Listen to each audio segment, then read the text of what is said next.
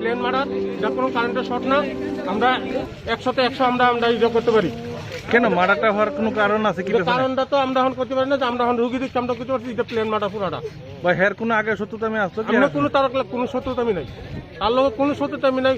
কোনো ছেলে বা কোনো মেয়ে বা কোনো ইয়ে থেকে কেউ করতে পারতো না তার লোক শত্রুতামি আছে। এটা আমরা এক্ষণে আমরা পুরোটা বুঝতে পারলাম যে এটা পুরোটা প্লেন মারা। তারা রাত্রেবেলা হয়তো আঘাত করতে হ্যাঁ জোরাজুরি করছে, তার হাতে বান্ধা তারা মার্ডার করা হয়েছে। না, তারা কোনো স্টাফ নাই এখানে, অফিসে কোনো স্টাফ নাই। অফিসে ভর্তি করেছে এখানে আনছি কে বা কাহারা ভর্তি করে গেছে রাত্রেবেলা আমরা করতে পারি না। ভর্তি করছে যে রাত্রে না আজকে সকালে? আজকে ঘন্টা এখান থেকে শুনতেছি সকালে ভর্তি করছে, অনেকে করতেছে রাত্রে ভর্তি করছে। এখন আমরা কোনো খবর নিয়ে পাইতেছি না, ক্লিয়ার না, কোনো ক্লিয়ার আমরা খবর পাইতেছি না। আপনারা অনেকে তো বলতেছে কারেন্ট শর্ট খেয়ে এরকম। কারেন্ট শর্ট যদি খাইতো তার শরীরটা কালো হয়ে যেত, আপনারা দেখছেন। তার মানে এটা প্লেন মার্ডার। তারা বাঁধছে আগে, বান্ধার হাতে দড়ির দাগ আছে। এটা কারেন্টের দাগও না, যে শর্ট খেলে কারেন্টের বাড়ি খেয়া, যে মনে করেন কারেন্টের শর্ট খেলে জায়গাটা পুরা যায়, কিন্তু পুরো হয়ে গেছে না। তার মানে দড়ি দেওয়া বাঁধছে তার আগে, বান্ধাতে তার দাগের হাতের মধ্যে দাগ করছে। তাহলে কি উনি সরকারি কর্মচারী? সরকারি স্টাফ কেউ আছে না, কোনো স্টাফ নেই। কি ভাবতেছেন কি হইতে পারে এটা এক্ষণে পরবর্তীতে কি হইবে আমরা করতে পারতাম না, কিন্তু এটা প্লেন মার্ডার পুরাটে। আপনারা মামলাটা মতো যাবেন?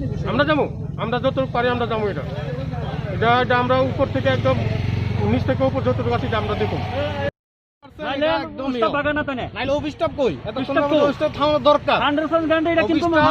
যেহেতু মানে যদি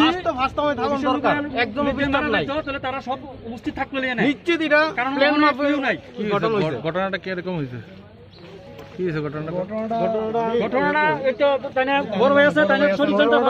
আমি যখন বাড়িতে ছিলাম তোরে একজন দেবর্মা ছেলে গিয়া কইছে তোমার ভাই অ্যাক্সিডেন্ট হয়েছে, মারা গেছে। আমরা শুনছি এরপরে অ্যাক্সিডেন্ট হয়েছে, আমি আইছি আয়া দেখছি কি ভিতরে লাশটা পড়ে রয়েছে।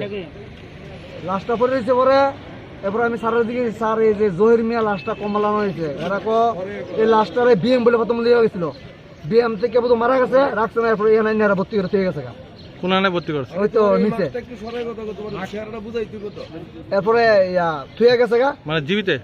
এরপরে আমি ডাক্তার স্যার দেখতে তুমি যে দেখো যে দেখি শরীরে কোনো স্পট নেই, শুধু না কারেন্টের তার, হ্যাঁ এদিকে এই জায়গাটা ফাইট হয়েছে, এই জায়গাটা কারেন্টের তার, তার না ব্লাড নাই। আমি মাথা ওটা সব হাতে দিকেছি, পাওটা হাতেছি। এরপরে মা এরা স্টাফ নিয়ে যাই, দুজন দাঁড়িয়ে রয়েছে। পরে আমার মা আর তার বয় কান্ত আছে, তারা ফিটে যেতে, আমি জল দিয়ে তারা হুশ করে অটো দিয়ে পাঠিয়ে দিচ্ছি। এরপরে ঠিক তারা স্টাফে একজন আইসে, তোমার বাই নিয়ে মনে মনে কহ, আমি তো আমার বাড়িটা যে মারা গেছে, কোন না তোমার বাড়ি তো স্লিপ পেটটা পরে সেটা গেটের থেকে মাথা পেটটা মারা গেছে। আমি কই তাহলে আপনারা খবর কিছু নাকি রে? তার তো ফোন নাম্বার নাই, সে আমি এত বছর চাকরি করে ফোন নাম্বার নাই। এরপরে একটা পার্স আছে, এই মানি ব্যাগটা আছে, এরপর টেম্বার করছি। কি আপনার ভাই কি চাকরি করতো? ওই ইলেকট্রিক কারেন্টের। কোন অফিসে আসলো? এটা ওই বাজারঘাটের ওই যে নিমবাগ এই অফিসটা। আচ্ছা, ঘটনা কোন সময়? ঘটনা তো কালকে সন্ধ্যার সময় বাড়ি থেকে রওনা দিচ্ছে, নাইট ডিউটি করবো বরদলি। তখন সকালে 9টা-7টা বাজে তার ফোন করে সুইচ অফ। সকালে বাড়ি দিয়ে গেছে না, খবর পাই ঠিক 12টার পরে আমি বাড়িতে এসে। আজকে কোন সময় খবর পাইছেন যে আপনার ভাই মৃত? এই তো 12টা পরে, 12টা আজকে দুপুর 12টার পরে, 12:40। কি আপনার কাছে ফোন গেছে না আপনারা এমনি? আমি আইছি এমনি আইসা হসপিটাল ডাক্তার জিজ্ঞেস করে নাম অ্যাড্রেস বার করে গিয়ে লাশটা দেখি। আচ্ছা, আপনার কি মনে হয় এই যে আপনার ভাই মৃত অবস্থায় আপনি খবরটা পাইছেন, এটা কি মনে হয়? এটা প্লেন মার্ডার করছে তারা। কার উপরে আপনার সন্দেহ? তার উপরে স্টাফ, তারা 3-4জন স্টাফ আছে, আপনার ভাইয়ের নাম? জহির মিয়া। বাড়ি কোথায়? বাড়ি হলো এনআইটি কলেজের লোকে দুন্দাই কোবরাপাড়া গ্রামের নাম। থানা হলো রানীবাজার পিএস। আপনারা কি থানাতে কমপ্লেন করছেন? না এখনো কমপ্লেন করে না, এখন ওই যে জিবির আউটপোস্টে করলাম, ওরা আসছে বলছে 4টা অবধি পোস্টমর্টম হবে, তাহলে তারপর হবে না। আমি বলছি, ঠিক আছে আমরা তদন্ত করে নিই, তারপর আপনার যে রুলটা করবেন তারপর আমরা যাবো কেন অফিসে। আপনার নাম? আমার নাম জলিল মিয়া, আপনি ভাইয়ের কি হন? আপন ভাই।